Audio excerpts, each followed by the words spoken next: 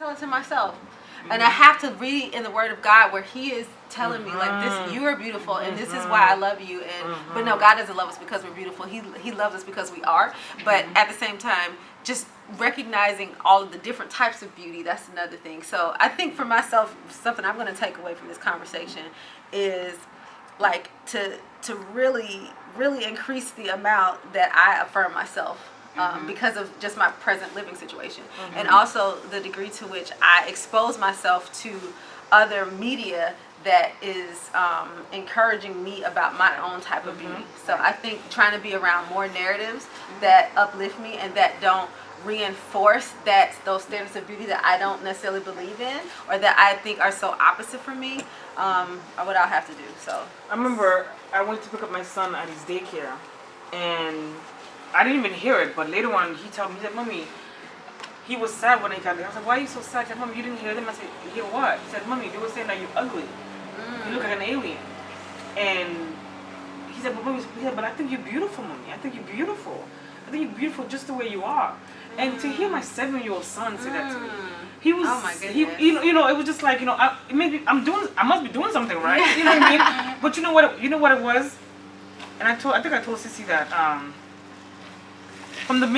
from the day I became diagnosed, I labeled myself as a survivor. Even before, and I carried myself a certain way because I knew my children were watching. And I lost an aunt to ovarian cancer, so they equate cancer, with death.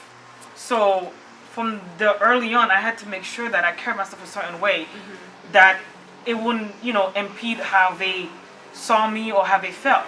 So I kept, whenever they were around, it was just, when I looked at myself, when I was around, my head was always up high, and I walked a certain way. So again, when somebody's telling my son that I'm ugly, he's not listening to that, because he's never seen mommy treat herself as ugly. Amen. You know what I'm saying? Yes. So it's really important, again, going back to the condition, how we condition our children's mind. Yeah. You know what I mean? And what they see at home. Yeah. So that way, when the ugliness of the world tries to, penetrate into their heads, it's like, no, my mom is beautiful. Bald and all. She's beautiful, and I don't want him growing up seeing that, for you to be beautiful, you have to have long hair. Right. Because he saw mommy bald with no eyebrows, no eyelashes, and she was still beautiful. Right. And I guess to end this segment, one thing I do want to reiterate, if you are defining beauty for yourself, you are beautiful because you are. Yeah. Simple as that. Simple as that. You are valuable because you are. In your personhood, you must find your dignity. That no one ought to define that for you. You are valuable and in your personhood. That's who you are, given that you're a human being. And I know there was a lot of God undertone. And for those who don't believe in God, because you're a human being, there is that dignity and there's that value and there is that beauty in you. For us, it's rooted in our creation and because of what He made us to be. But given that you're a human being, you are beautiful. So I think the advice or the takeaway from this is the narrative that you hear will help you build that confidence, so that you keep that grounding, so that there is the grounding of I am beautiful because I am, and then there's the narrative that holds you in that grounding. And then how you navigate the world around you is being able to filter. If you're gravitating toward things and that changes you, and you're compromising you, and those things that you're gravitating towards is what is going to define who you are, that says, oh, because of this I'm beautiful, then you've lost the track. That's it. So I think that's how we want to filter.